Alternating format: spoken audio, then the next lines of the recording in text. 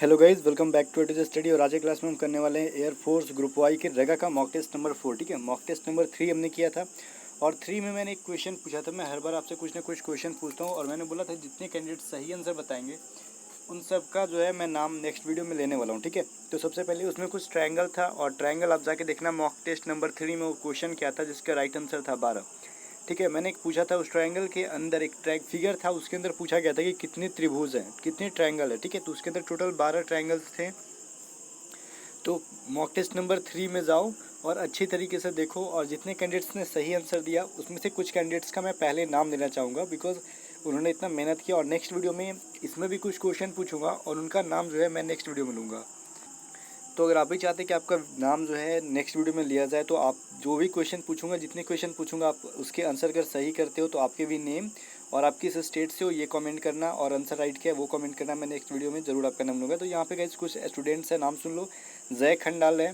ठीक है, इन्होंने अपना एड्रेस नहीं दिया था, इनका राइट आंसर था लेकिन यहाँ पे मैं जय खंडाल का बोलूँ कि बहुत ज़्यादा क्वेश्चन का आंसर इन्होंने टाइप करके लिखा था कमेंट बॉक्स में। So thanks a lot. Parvez Shukla थे जो कि यूपी के थे। ठीक है, और धर्मेंद्र जाट थे, आकाश चौधरी थे, दीपेंद्र सिंह थे, चर्चित थे, आकाश चौधरी थे, निर्भय प्रताप मिश्र जो कि बिहार से हैं, राहुल राजपूत अलवर से हैं और सूरज आईटी, ठीक है ना, ये सुरोजित हैं, ये वेस्ट बंगाल से हैं। ठीक है ना, इन्होंने बताया था। अपूर्वा और सुरोजित ये दोनों वेस्ट बंगाल से हैं, इन्होंने काफ़ी अच्छा आंसर किया। और इसके अलावा अंकित पांडा, इनका भी आंसर सही रहा।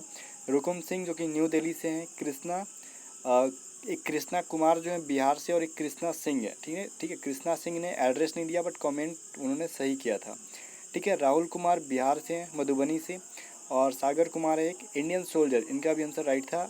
रजनीश शर्मा जो कि यूपी के प्रतापगढ़ से हैं। ठीक है, इतने कैंडिडेट्स का नेम आज की नेक्स्ट वीडियो के लिए। जो प्रीवियस वीडियो थी उसमें इन्होंने जिन्होंने राइट आंसर दिया था उनका नेम, अगर आप भी चाहते हो कि नेक्स्ट वीडियो में आपका नाम ज़रूर आए तो आप ज़रूर कमेंट करके बताना मुझे। ठीक है, और हाँ, यहाँ पे देखो नाम लेने से ये फ़ायदा होता है ना कि कम से कम आपको पता चलता है कि आपने सही आंसर किया है।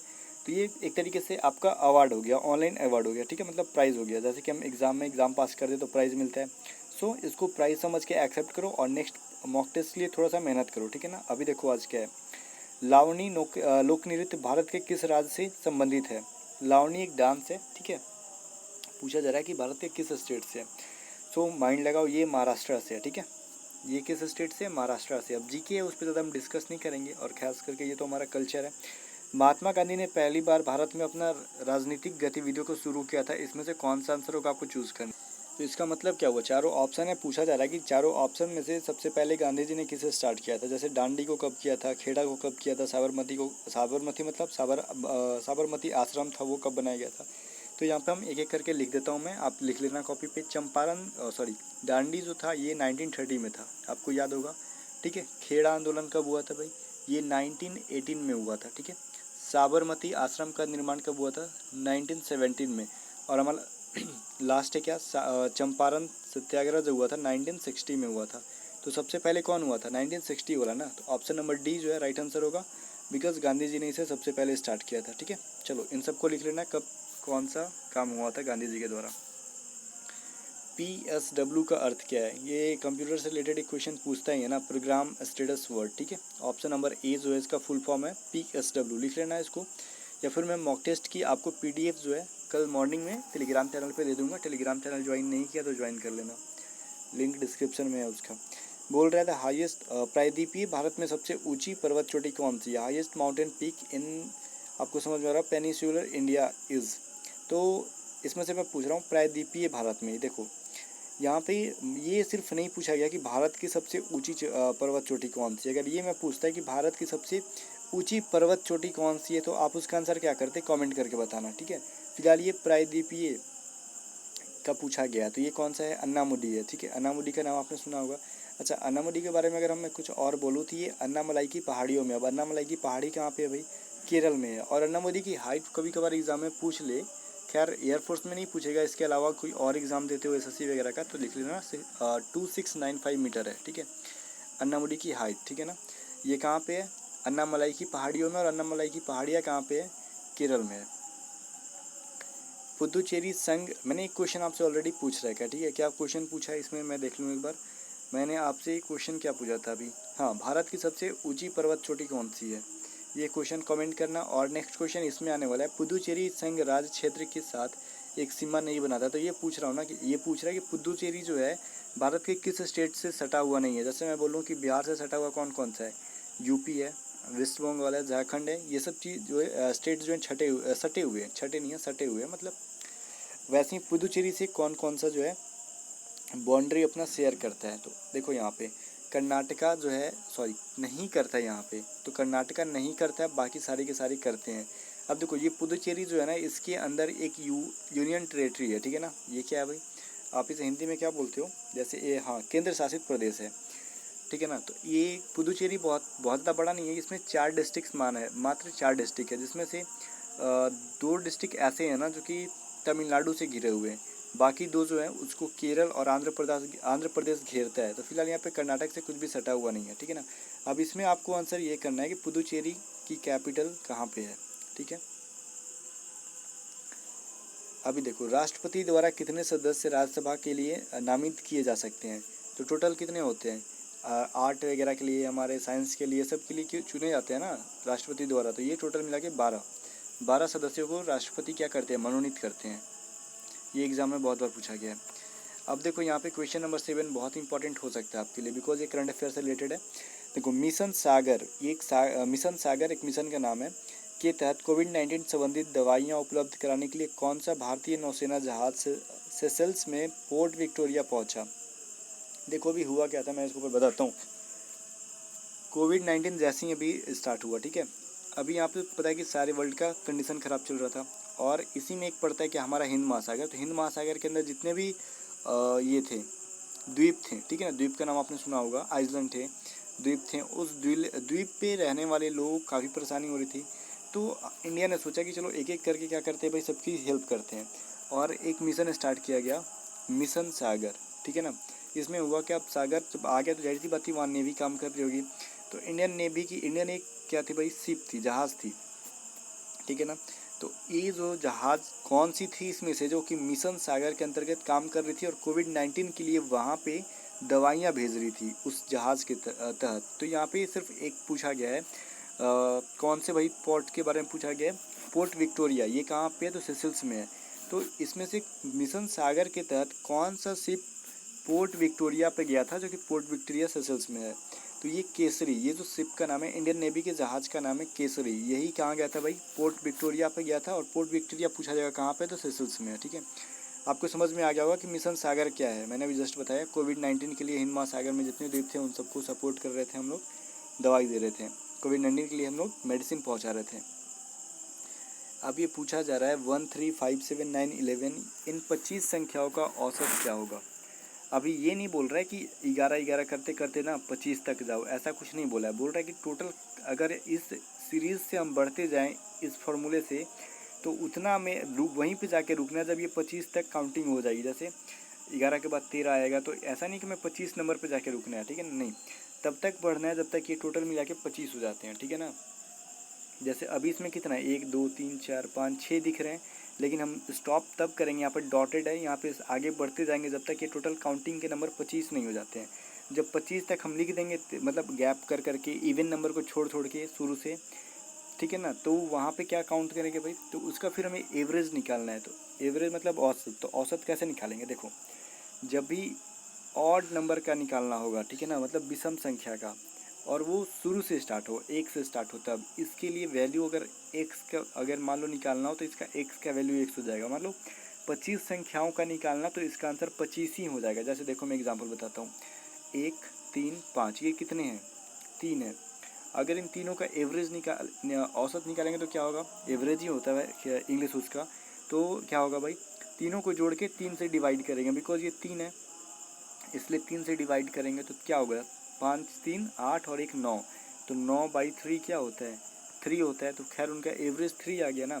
वैसे ही 1 3 5 7, ये टोटल कितने 4 है ना, तो जोड़ो इसको, 7 3 10 5 15 1 16, 16/4 काउंट करके 4 से डिवाइड करो, तो क्या आया, फाइनली आंसर हमारा 4 ही आया। मतलब 1 2 3 4 टर्म्स हैं, तो हमारा आंसर वही आएगा, ठीक है ना, जितने हैं। तो वैसे ही 25 संख्याओं तक जाएंगे तो हमारा आंसर 25 ही आएगा। लेकिन एक चीज़ ध्यान रहो, अगर ये इवन रहे तब, जैसे 2 4 6 रहे तो ऐसे कंडीशन में हम क्या करते हैं, x+1। x क्या है भाई, काउंट करो, 1 2 3, तो 3 में 1 जोड़ देंगे तो क्या हो जाएगा, इनका एवरेज 2 4 6 का एवरेज 4 हो जाएगा। ठीक है, जैसे 2 + 4 + 6 जोड़ो और 3 से डिवाइड करो, 6 4 10, 10 2 12, 12 को 3 से डिवाइड करोगे तो 4 ही आएगा ना। तो बात आया कि नहीं, जो जितने से डिवाइड करना है उसमें 1 जोड़ दो तो हमारा आंसर आ जाएगा। तो फिलहाल यहाँ पे इस ऑड का पूछा है, तो जितने संख्याओं का पूछेगा वही हमारा आंसर होगा। Option number C right answer है। क्वेश्चन नंबर 9 क्या बोल रहा है, ए और बी की औसत आय 200 रुपये है, सी और डी की औसत आय 250 रुपये है, तो ए बी सी डी की औसत आय कितनी होगी। देखो, औसत आय का मतलब पूछ रहा है ना, ये नहीं बोल रहा है कि ए और बी की इनकम 200 रुपये नहीं है, एवरेज इनकम है। एवरेज इनकम निकालने का मतलब तो 200 है, ठीक है, तो उनका इनकम कितना होगा ए प्लस बी का, ठीक है, तो 200 × 2 होगा कि नहीं, बिकॉज ये तो 200 एवरेज है। एवरेज को अगर हम नंबर में चेंज करेंगे तो जितने लोगों के है, जितनी जितनी लोगों के बारे में बताया गया उतनी सी मल्टीप्लाई करेंगे। तो 2 लोग हैं ए और बी, तो 2 से मल्टीप्लाई करो, तो ए और बी मिलकर 400 रुपये कमाते हैं। सी और डी मिलकर इनका एवरेज 250 है, तो 2 से मल्टीप्लाई करेंगे तो क्या होगा 500। तो चारों मिलकर कितना कमाते हैं 900 रुपये, 400 + 900, ठीक है, तो 900 को 4 लोग हैं, 4 से डिवाइड कर दो, तो वही ना बोल रहे हैं ए बी सी डी की एवरेज कितनी है, तो क्या हो जाएगा 225 रुपये। ठीक है, 900 को डिवाइड करो। ऑप्शन नंबर ए हमारा राइट आंसर है। ठीक है, इजी सा क्वेश्चन था, मुझे उम्मीद है बन गया होगा आपका। अभी क्वेश्चन नंबर 10 देखो क्या हमारा, एक कारोबार में ए और सी का रेशियो 2:1 है, ठीक है ना। तो बताओ ये 2:1 क्या है, इतना इन्वेस्ट कर रहे हैं पैसा। देखो बोल रहे हैं एक कारोबार में ए और सी ने 2:1 के अनुपात में राशि निवेश की। राशि निवेश की मतलब इन्वेस्टमेंट किया उसमें। और ए और बी ने 3:2 के रेशियो में इन्वेस्टमेंट किया है। ठीक है, यदि वार्षिक लाभ हमारा ये है 1,57,300 रुपये है, तो लाभ में बी का हिस्सा क्या होगा, यहाँ पे समझना। ठीक है, देखो सबसे पहले मैं बता रहा हूँ, ए और बी का जब रेशियो निकालेंगे टोटल इन्वेस्टमेंट, तो 2:1 आ रहा है, और ए और सी का और ए और बी का 3:2 है। तो इसको हम क्या करेंगे, A ratio B ratio C निकाल लेंगे पहले, तब तो हमें बी का हिस्सा निकलेगा ना। अभी ए का क्या है एग्जैक्ट वैल्यू में पता नहीं है, तो क्या करेंगे A ratio C A ratio B, इनका क्या था 2:1, इनका क्या था 3:2। अब इसको कैसे निकालते हैं, A ratio B ratio C कैसे निकालते हैं, जो कॉमन है ए कॉमन है ना, तो उनकी वैल्यू को उलट के मल्टीप्लाई करेंगे। देखो इसमें ए का वैल्यू क्या था 3, तो 3 को इसमें मल्टीप्लाई करो। इसमें ए का वैल्यू क्या था 2, तो 2 को इसमें मल्टीप्लाई करो, तो क्या होगा 3 दूनी 6। अब हमें बी है ना सेकंड नंबर पे, तो बी का वैल्यू नीचे है, तो बी के जगह पे 2 है, तो 2 से 2 को मल्टीप्लाई करो तो 4। ठीक है, अब 6 के लिए 6 के लिए क्या हो जाएगा 3 × 1 = 3। तो A ratio B ratio C क्या आ गया 6:4:3। ठीक है, तो वही अब लिखो ए बी सी = 6:4:3 का रेशियो आ गया। ठीक है, तो बी का पूछा है, तो बी का क्या हो जाएगा 15,700 सॉरी 1,57,300 को मल्टीप्लाई करो। बी का पूछा है ना, तो 4/13, क्यों 6 4 10 और 3 जोड़ो इसमें, तो क्या होगा हमारा 13। ठीक है ना, अब इसको आप लोग को क्या करना है, सॉल्व करना है। तो इसको सॉल्व करने के बाद क्या वैल्यू आएगा, इसको जैसे सॉल्व कर लेते हो आपका आ जाएगा लगभग 48,400। ठीक है, इसको सॉल्व करो, मैंने ऑलरेडी सॉल्व कर रखा है, अब कटा दो इसको। ठीक है ना, कितना कटेगा, इतने बार में कटेगा और 4 से मल्टीप्लाई कर दो। इजी सा क्वेश्चन था। क्वेश्चन नंबर 11 क्या बोल रहा है, एक रेलगाड़ी की सब क्वेश्चन है। एक रेलगाड़ी एक बिजली के खंभे के सामने से 20 सेकंड में गुजरती है। ठीक है ना, अब आगे हम तब बढ़ेंगे तब इसको समझ लेंगे। देखो एक बिजली का खंभा है, मान लो ये पोल है, और एक रेलगाड़ी का इंजन यहाँ है, पूरी बोगी पीछे है। इसको क्रॉस करेगी तो कितने डिस्टेंस तय करेगी। अब बोलोगे कि इस खंभे की कितनी लेंथ होगी, ये ज़्यादा से ज़्यादा 2 इंच 3 इंच मोटा होगा, 10 इंच मोटा होगा, तो 3-4 इंच डिस्टेंस तय करेगी। नहीं, ऐसा नहीं है। देखो यहाँ से क्या है भाई, यहाँ से क्रॉस कर गई इंजन, तो ऐसा थोड़ी कितनी ही डिस्टेंस है, नहीं। जब रेलगाड़ी किसी खंभे को क्रॉस करती है तो जितनी उसकी डिस्टेंस होती है उतनी दूरी तय करती है। बिकॉज यहाँ से स्टार्ट करती है, तो यहाँ से यहाँ पहुँचने में इसका पिछला हिस्सा आएगा, तब तो हम बोलेंगे ना क्रॉस कर गई। अब ऐसा थोड़ी यहाँ पे है और इंजन यहाँ आ गया और डिब्बा यहाँ है, तो अभी तो क्रॉस पूरी तरीके से नहीं की है इस पोल को। जब तक कि ये पोल यहाँ और गाड़ी यहाँ पे ना आ जाए, इसका लास्ट सिरा यहाँ पे और इंजन यहाँ पे ना आ जाए, तब तक नहीं बोलेंगे कि पूरी तरीके से इसको पार कर गई। तो मतलब एक पोल को रेलगाड़ी पूरी पार करने में, यहाँ से यहाँ जाने में क्या कहेंगे कि रेलगाड़ी की जो डिस्टेंस थी, मतलब रेलगाड़ी की टोटल लंबाई जो है वो डिस्टेंस बन जाती है। ठीक है, तो यहाँ पे समझो क्या है, एक रेलगाड़ी एक बिजली के खंभे के सामने से 20 सेकंड में गुजरती है और 250 मीटर लंबे प्लेटफॉर्म में 45 सेकंड में गुजरती है। तो रेलगाड़ी की लंबाई ज्ञात करो। यहाँ पे दो कंडीशन दिया हुआ है। पहला, एक बिजली के खंभे को पार करती है, और सेकंड क्या है, एक 250 मीटर लंबे प्लेटफॉर्म को 45 सेकंड में पार करती है। तो आपको रेलगाड़ी की लंबाई याद करनी है। तो रेलगाड़ी की लंबाई, तो यहाँ पे फर्स्ट कंडीशन आएगा क्या, देखो बिजली की खंभे, तो टोटल ट्रेन की उसने डिस्टेंस डी बराबर क्या होता है, एस टी। ठीक है ना, तो हमें डिस्टेंस बराबर स्पीड इंटू टाइम होता है। तो डिस्टेंस हमें क्या है पता नहीं है, तो ट्रेन का जो है लेंथ होता है ना, तो उसको हम लोग डी मान लो, और स्पीड हमें पता नहीं है, और टाइम कितना है 20 सेकंड में। ठीक है, तो यहाँ से आपको क्या मिल गया, स्पीड मिल गया, क्या मिल जाएगा, तो अगर हम इस 20 को इधर भेजें तो d/20, तो स्पीड बराबर क्या आ गया, d/20। ठीक है, तो इसको याद रखना, हमने स्पीड बराबर d/20 निकाल रखा है। अब सेकेंड कंडीशन क्या बोल रहे हैं, 250 मीटर लंबे प्लेटफॉर्म को 45 सेकंड में पार करती है। तो 250 मीटर प्लेटफॉर्म प्लस में ट्रेन की लेंथ टी, मान लो ये कैपिटल टी लिखते हैं ट्रेन की लेंथ को, equal to speed into time होगा कि नहीं, टोटल डिस्टेंस हो गया। और इधर क्या लिखेंगे, स्पीड, स्पीड का वैल्यू क्या है, d/20, तो d/20। ठीक है, कोई प्रॉब्लम नहीं है आपको, d/20, और टाइम कितना लेती है इसको, 45 सेकेंड्स। अब इस वाली इक्वेशन को सॉल्व कर दो, आपको t का वैल्यू आ ही जाएगा। ठीक है ना, जैसे देखो यहाँ पे क्या बोल रहा है हमारा, और एक चीज़ मैं आपको याद दिलाना चाहूँ कि ये डी क्या है, डिस्टेंस क्या है, ट्रेन की लंबाई ही है ना, मैंने ऑलरेडी बताया था। तो इसको हम लोग डी ना लिख के कैपिटल टी लिखेंगे। क्यों, क्योंकि मैंने ऑलरेडी बताया था कि एक पोल को कितना अगर पार करती है तो टोटल डिस्टेंस क्या लेगी, जितना ट्रेन की लंबाई है। तो ये डी का वैल्यू क्या है, टी ही है ना। ठीक है, तो अब इसको देखो, 5 के 20, 5 9 45। ठीक है, अब या तो आप इस 4 को इधर जाके मल्टीप्लाई करा दो, या फिर इस वाली इक्वेशन को आप खुद से सॉल्व कर दो। ठीक है, अब ये t/20 इंटू 90, यहाँ पे क्या था भाई, 45 सेकेंड में, इस वाले इक्वेशन को सॉल्व करो तो आपका क्या आ जाएगा, 200 मीटर ट्रेन की लेंथ, ये t का वैल्यू 200 मीटर है। नंबर 12 देखो क्या बोल रही है, एक विक्रेता ने एक वस्तु की लागत मूल्य 30% बढ़ा दी, और ये क्या बोल रहा है, अंकित मूल्य मतलब मार्क प्राइस उसका जो होता है ना, वो 286 रुपये तय कर दिया, परंतु बिक्री के समय उसने खरीदार को 10% की छूट दी, तो प्रॉफिट का परसेंटेज कितना है। तो इसमें क्वेश्चन में ज़्यादा कंफ्यूज नहीं होना है। यहाँ पे दो कंडीशन फिर इसमें भी दे रखा है। पहला, जब एक सेलर जो है किसी वस्तु को खरीदता है ना, तो उस पर 30% बढ़ा देता है कीमत, उसको बोलता है हम लोग इसको इतने में बेचना है और इसी पर डिस्काउंट देना। जैसे मान लो मैं 100 रुपये में ख़रीद के लाया और दुकान में लिख के रख दिया 150 रुपये, मैं बोला हूँ, और जब कस्टमर आ रहे तो मैं बोल रहा हूँ कि 150 का सामान है, मैं आपको 10% का डिस्काउंट दूंगा, मैं ऐसा बोल रहा हूँ। लेकिन मैंने ऑलरेडी खरीदा है कितना, 100 रुपये में, उसको बढ़ा चढ़ा के लिख रहा हूँ 150, और उस 150 पे 10% का प्रॉफिट भी दे दूँ तो मुझे तो प्रॉफिट होगा ना, बिकॉज क्योंकि वो तो मैंने 100 रुपये में खरीदा, और 150 का 10% होता है कितना है, 15 होता है। तो अगर 150 में हम 15 रुपये घटा भी दें तो 135 रुपये में बेच दूंगा, तो फिर भी मुझे 35 रुपये का प्रॉफिट होगा। तो वही चीज़ इसमें किया गया है। देखो क्या बोल रहे हैं, एक विक्रेता एक वस्तु को मूल्य को 30% बढ़ा देता है और अंकित मूल्य 286 रुपये कर देता है, मतलब मार्क प्राइस उसका कितना कर रहा है, 286 रुपये। तो कॉस्ट प्राइस कितना था, ये 30% बढ़ा के ना किया है, तो हम 30% इसमें घटा देंगे, 286 का 30% घटा देंगे। ठीक है ना, तो क्या हो जाएगा, क्रय मूल्य पे अगर हम 30% जब बढ़ा रहे हैं तो 286 होगा, या तो घटाओ या फिर क्रय मूल्य में बढ़ाओ। ठीक है ना, तो क्रय मूल्य में जितने में हमने खरीदा था उसमें 30% बढ़ा दिया तो 286 हमें मिला।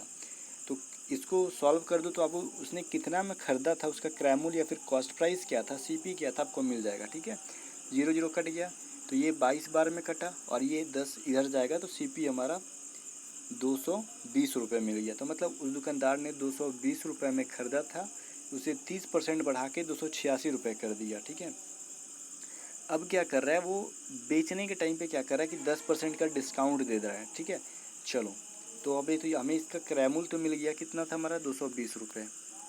ठीक है, लेकिन वो डिस्काउंट किस पे दे रहा है, 286 रुपये पे। ठीक है ना, तो उसका सेलिंग प्राइस क्या है, तो 286 पे 10% का डिस्काउंट देगा तो 90% पे बेचेगा। तो तो 90% पे बेच रहा है, ठीक है ना। तो ये इसका सेलिंग प्राइस है। तो इसको जब हम सॉल्व करेंगे तो हमें वैल्यू क्या आएगा, कैलकुलेट करो आप, 257.4। तो बेच रहा है वो 257.4 रुपये में और ख़रीदा था 220 रुपये में, ठीक है। देखो, ख़रीदा था उसने 220 रुपये में और बेचा उसने कितना में, 257.4 रुपये में। तो अब बताना है कि प्रॉफिट कितना परसेंट हुआ है। तो कैसे निकालोगे आप, SP माइनस CP बटा में CP इंटू 100, यही ना। तो क्या करेंगे हम, 257 माइनस 0.4 माइनस 220 बटा में 220 इंटू 100।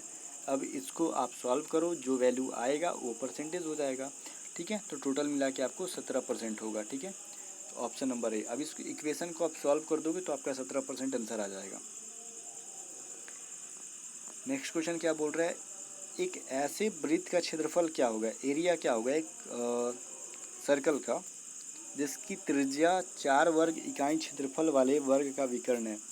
इसको बनाने में बहुत सारे कैंडिडेट्स कंफ्यूज होंगे, डन, मुझे उम्मीद है। तो कमेंट करके बताना कि 13 नंबर क्वेश्चन कितने कैंडिडेट्स ने सॉल्व किया था, ठीक है ना। तो देखो, ये क्वेश्चन कंफ्यूज कर रहा है आपको, लेकिन कंफ्यूज होना नहीं यहाँ पे। तो क्या बोल रहा है, एक ऐसा सर्कल जिसका एरिया जो है किसके बराबर है। एक मिनट, एक सर्कल है और इसका एरिया पता है, इसका पूछ रहा है कि एरिया क्या होगा, लेकिन यहाँ पे कंडीशन दिया है कि जिसकी त्रिज्या 4 वर्ग, एक क्या है हमारा, ये स्क्वायर है और इस स्क्वायर का जो है एरिया है 4 वर्ग इकाई क्षेत्रफल वाले वर्ग का विकर्ण, ठीक है। तो इस एक वर्ग है जिसका एरिया क्या है, यहाँ पे समझो, एक वर्ग है, स्क्वायर है जिसका एरिया जो है 4 मीटर स्क्वायर है, ठीक है। यहाँ पे यूनिट दे रखा है तो आपको यूनिट में मीटर सेंटीमीटर कुछ भी रख सकते हो। 4 मीटर स्क्वायर है और इस वाले ये जो है एक सर्कल है, इसका जो है एरिया निकालना है और इसका ट्रायंगल इसका रेडियस, त्रिज्या का वैल्यू और इसके डायगोनल मतलब इसके विकर्ण के वैल्यू का समान है। वही बोल रहे हैं ना, 4 वर्ग इकाई क्षेत्रफल वाले वर्ग का विकर्ण है क्या, तो उसकी त्रिज्या। समझ में आया। इसका जो आप विकर्ण निकाल लो तो इसकी जो त्रिज्या है दोनों बराबर है। तो कैसे हम निकालेंगे, एक वर्ग है, इसका डायगोनल क्या है हमें पता नहीं है, लेकिन एरिया हमें पता है कि 4 मीटर है या फिर सेंटीमीटर स्क्वायर है। तो देखो, वर्ग का या फिर स्क्वायर का क्या होता है, विकर्ण क्या होता है, हमारा, याद है आपको नहीं ना, मैंने पढ़ाया था √2, यहाँ पे मैंने पढ़ाया था √2a। तो √2a, ठीक है ना। तो a का वैल्यू क्या हो जाएगा हमारा, जब हमारा एरिया 4 है तो हमारा ये 1 का वैल्यू 2 हो जाएगा, बिकॉज एरिया क्या होता है a स्क्वायर। तो 4 को अंडर रूट लाओगे तो 2, तो हमारा एक भुजा का a का वैल्यू 2 मिल गया। तो √2 इंटू 2 इक्वल टू क्या हो जाएगा, ये डायगोनल हो गया। तो d का वैल्यू क्या आ गया, √2 इंटू 2। ये सब वही समझेगा जिसका मेंसुरेशन क्लियर होगा। मेंसुरेशन क्लियर नहीं है तो जाओ प्लेलिस्ट देखो, सब क्लियर हो जाएगा। तो ये तो आपका डायगोनल का ही वैल्यू था और रेडियस का भी वैल्यू यही हो गया। तो उस वृत्त का आपको क्या निकालना था, एरिया। एरिया क्या होता है, पाई r स्क्वायर। तो r का वैल्यू क्या हो जाएगा, पाई 2√2 का स्क्वायर, ठीक है ना। तो ये क्या हो जाएगा, 2√2 का स्क्वायर 8 होता है ना। करो 2 into 2 into √2 into √2 equal to 2, तो हो गया ना 8 पाई हमारा आंसर हो गया। अब ये क्वेश्चन समझ में नहीं आया, इसका मतलब आपका मेंसुरेशन का बेसिक क्लियर नहीं है। उसके लिए प्लेलिस्ट का लिंक मैं डाल दूंगा डिस्क्रिप्शन बॉक्स में, जाके देख लेना, ठीक है ना, पढ़ लेना। अब इसका मान क्या होगा, अंडर रूट 0.1230 फिर 4 और 1, इसका वैल्यू पूछ रहा है क्या होगा। तो यही होगा ना। ये तो काफ़ी बड़ा लग रहा है मेरे को सॉल्व करने में, बिकॉज लिखने में थोड़ा कंफ्यूज करेगा। तो पहले तो हम क्या लिखेंगे, अंडर रूट 441, हम पॉइंट को हटाएंगे और नीचे दशमलव बैठाएंगे, 0 बैठाएंगे। तो कितना है भाई, 3 और 3 6, तो 1 2 3 4 5 6, ठीक है। अब इसको रूट हटाने के लिए क्या करेंगे, ये हमारा 21 का स्क्वायर होता है 441 और 1000 का स्क्वायर होता है ये जो लिखा हुआ है, ठीक है ना। तो 21 बटा में 1000, ठीक है। तो इसको पॉइंट में चेंज करो तो क्या हो जाएगा, ये 2 है ना, तो 0.021 हमारा finally answer option number D है, ठीक है। चलो क्वेश्चन नंबर 15 क्या बोल रहा है हमारा, किसी संख्या के 50% में 50 जोड़ने पर वैल्यू उसके बराबर हो जाती है। देखो, मान लो कोई एक संख्या है, अगर इसके 50% में, इसका 50% ये है, उसमें अगर हम 50 ऐड कर दें तो हमारा वैल्यू x अगेन मिल जाता है, ठीक है ना। तो देखो ये क्या है, 50 दूनी 100, तो x/2 प्लस में 50 इक्वल टू x। तो अगर ये इधर जाएगा तो माइनस में होगा, ठीक है ना। तो क्या होगा, 50 बराबर x माइनस x/2। तो इसका वैल्यू क्या आएगा पता है आपको, नहीं पता है ना। तो इसका वैल्यू आएगा x/2, ठीक है ना। देखो x/2 इक्वल टू 50, तो x इक्वल टू क्या हो जाएगा 100। तो x का वैल्यू क्या मिल गया, ऑप्शन नंबर सी। अभी देखो ये बोल रहा है, रीजनिंग का क्वेश्चन है, b की बहन है a, ठीक है ना, b है, इसकी सिस्टर है a, बोल रहा है फिर c का भाई है b, ठीक है ना। तो b क्या है, भाई है किसका, c का। d जो है, d का पुत्र है c, तो d का पुत्र c है। तो बताओ d का a से क्या रिश्ता है, a से, a के साथ ना। तो ये जब इसका जो है या तो फादर होगा या फिर मदर, यहाँ पे जेंडर क्लियर नहीं है, तो या तो फादर हो सकता है या मदर। अब ऑप्शन देखते हैं क्या है, अगर फादर मदर दोनों है तो फिर तो क्वेश्चन गलत होता है, ठीक है। लेकिन फादर मदर दोनों नहीं, सिर्फ ऑलरेडी मदर दिया है, तो ऑप्शन नंबर सी को हम आंसर कर सकते हैं। लेकिन फादर मदर दोनों कर दे तो इसके अलावा एक ऑप्शन और रहेगा कि निर्धारित नहीं किया जा सकता है, समझ में आया ना। तो आपको आंसर निर्धारित नहीं किया जा सकता है लिखना था, लेकिन यहाँ पे निर्धारित नहीं की जगह पे ऑप्शन नंबर सी दे रखा है, मतलब आपको ऑप्शन एक ही चुनने के लिए दिया है मदर, तो आप चुन सकते हो इजीली। यहाँ पे बोल रहा है एक आदमी किसी स्थान से चलना शुरू करता है और उत्तर की दिशा में 2 किलोमीटर चलता है, ठीक है, 2 किलोमीटर चलता है। उसके बाद वह राइट साइड मुड़ जाता है और 3 किलोमीटर चलता है, ठीक है। और उसके बाद वो फिर से लेफ्ट मुड़ता है और 2 किलोमीटर चलता है। अब बताओ वो कौन सी डायरेक्शन में जा रहा है, तो नॉर्थ में जा रहा है कि नहीं, उत्तर दिशा में जा रहा है, ठीक है। तो देखो कौन सा है, ऑप्शन नंबर बी राइट है। आप चाहो तो इसको सॉल्व कर सकते हो वीडियो को रोक के। अभी देखो ये क्वेश्चन नंबर 18 है, ठीक है ना। आप चाहो तो वीडियो को रोक सकते हो, सॉल्व कर सकते हो। मैं डायरेक्ट आंसर पे आता हूँ। बोल रहा है कि इसमें से चारों ऑप्शन में से कौन सा वर्ड ये जो लिखा हुआ है ना, इससे नहीं बनाया जा सकता है। तो देखो मैं आपको डायरेक्ट आंसर बताता हूँ। इसमें कहीं भी क्या नहीं है, आप देखो इसमें कहीं भी जो वर्ड लिखा हुआ है उसको एच नहीं मिलेगा, ये कहीं भी नहीं है इसके अंदर। देखो मैच कराओ, नहीं है ना। लेकिन फैशन में वो ऑलरेडी लिखा हुआ है, ठीक है ना। तो फैशन में लिखा हुआ है क्या, एच, लेकिन इसके अंदर एच नहीं है। तो ऑप्शन नंबर बी जो है नहीं लिखा जा सकता इस वर्ड से। अभी ये क्या बोल रहा है, 19 नंबर क्वेश्चन, एक फूल विक्रेता पुष्प विक्रेता के पास 133 गुलाब थे, ठीक है, रोज़ फ्लावर थे उसके पास 133। उसमें से वो 2/7 भाग जो है बेच देता है, तो उसके पास टोटल कितने गुलाब हैं। तो देखो x गुलाब हैं, ठीक है ना, टोटल x गुलाब हैं, ठीक है ना। नहीं x नहीं है, मतलब अभी लास्ट में पूछ रहा है कितने गुलाब है, तो मतलब शुरू में 133 थे। तो इसका आपको क्या करना है, 133 का 2/7 पार्ट को बेच देना है ना। तो 133 में से 133 का 2/7 भाग बेच दो, जो वैल्यू आएगा वो आपका आंसर होगा। तो इसको आप कैसे सॉल्व करना चाहोगे, अब आपके ऊपर डिपेंड करता है, ठीक है ना। तो इस इक्वेशन को आप सॉल्व करो, आपका फाइनली आंसर 95 आ जाएगा। मैं आपको सॉल्व करके दिखा देता हूँ। देखो आप 133 को डिवाइड दो 7 से, तो ये 19 बार में कट जाएगा, ठीक है ना। तो 133 माइनस क्या आया, 38। अब 133 में 38 माइनस करो तो आपका 95 भी आएगा। इजी मैंने कर दिया कि नहीं। तो ऑप्शन नंबर बी जो है राइट आंसर है। अभी देखो क्या बोल रहे हैं, क्वेश्चन नंबर 20 बोल रहा है कि सभी व्यक्ति जो है अंग्रेजी जानते हैं, ठीक है ना। मान लो एक ग्राफ है नीचे, उसमें से निकालना है कि सभी व्यक्ति अंग्रेजी जानते हैं, ठीक है ना। उसमें से कुछ हिंदी भी जानते हैं और जो हिंदी जानते हैं वो बांग्ला जानते हैं।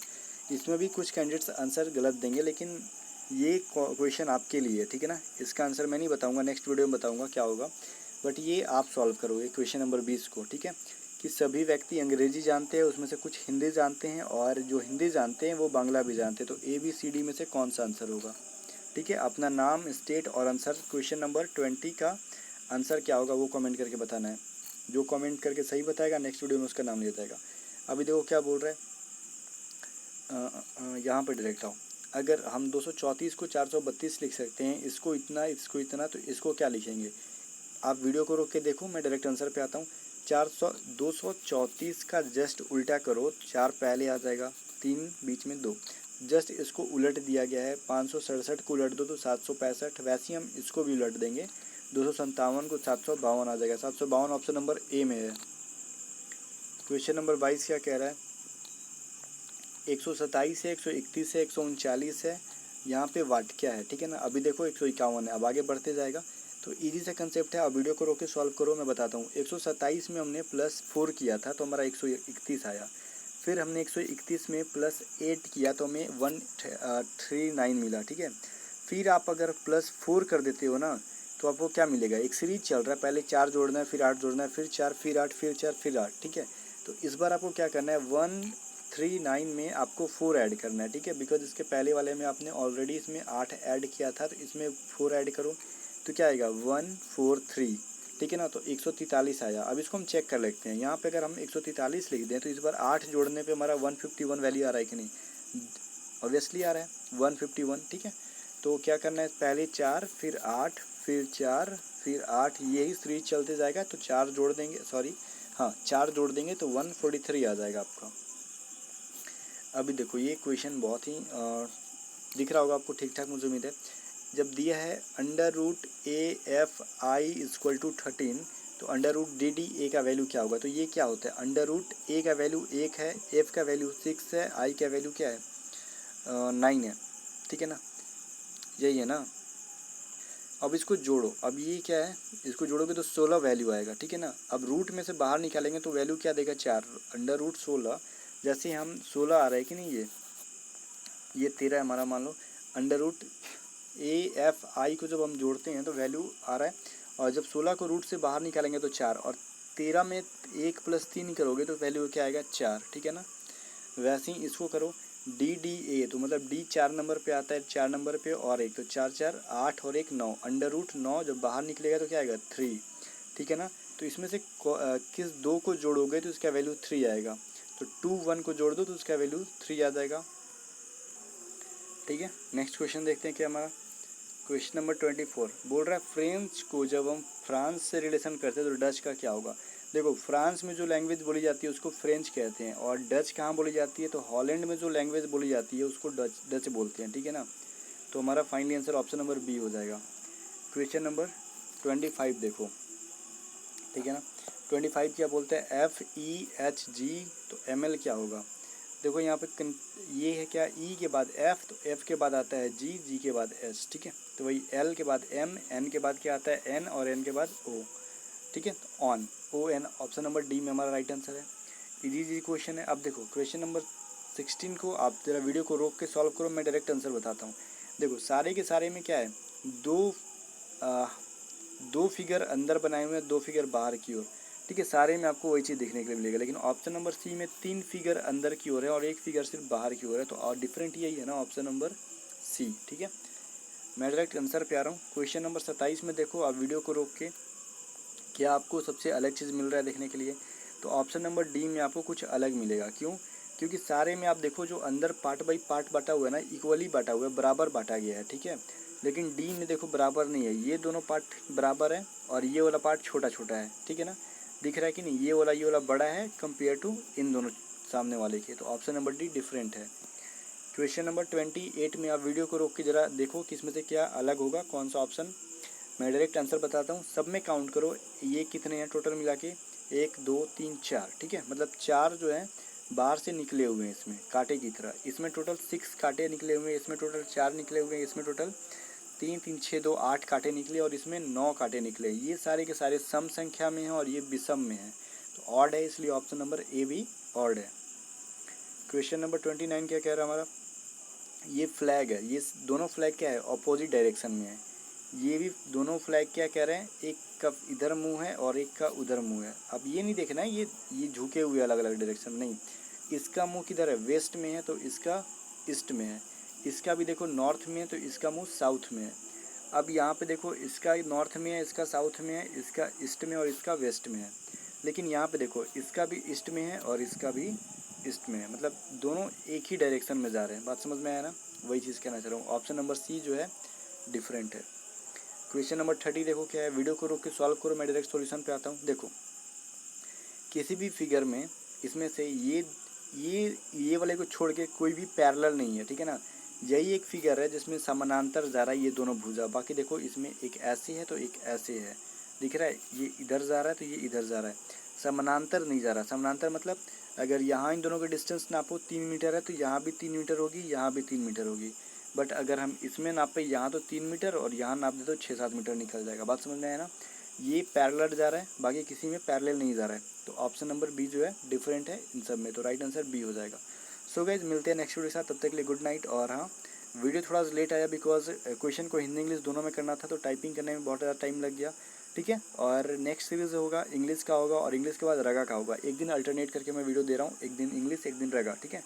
सो इसका जो कमेंट आप लोग करोगे तो हम रगा की वीडियो में डिस्कस करेंगे और इंग्लिश वाली कमेंट इंग्लिश में डिस्कस करेंगे, ठीक है। Good night.